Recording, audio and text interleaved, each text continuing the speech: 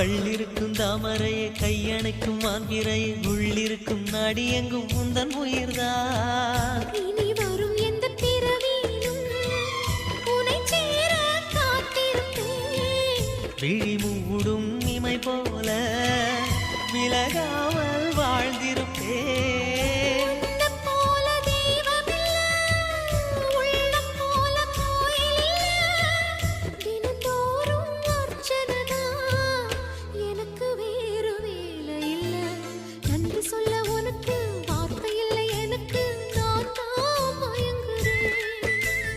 என்னுடைய மனச தந்துவிட்ட பிறகும் ஏம்மா கலங்குற?